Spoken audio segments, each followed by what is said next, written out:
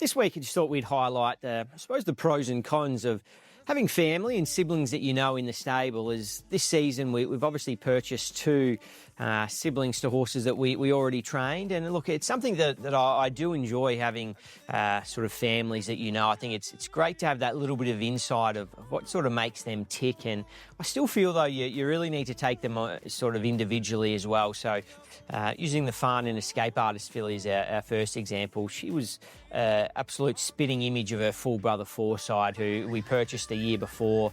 Obviously, he had a really high opinion of him from very early on. He was very much a natural runner, and if anything, I thought she was probably even a little bit bigger and more masculine than him at a similar stage of their careers, and that was a big attraction to that. And on probably a bit of a different scale was the St Mark's Basilica Bevico Girl, obviously training Jarmy Lady, his half-sister, who was a stakes winner for the stable, and then in turn after that every one of their siblings.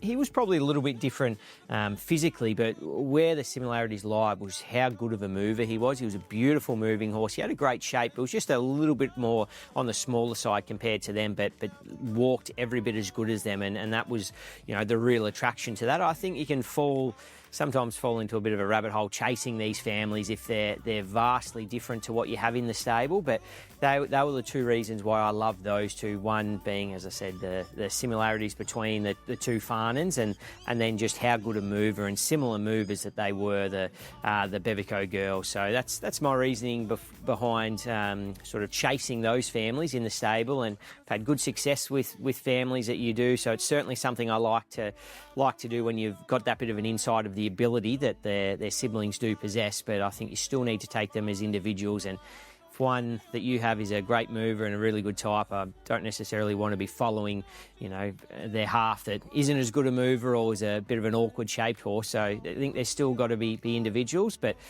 certainly what we did this year, and hopefully we're having a bit of luck with the two that we've bought this year.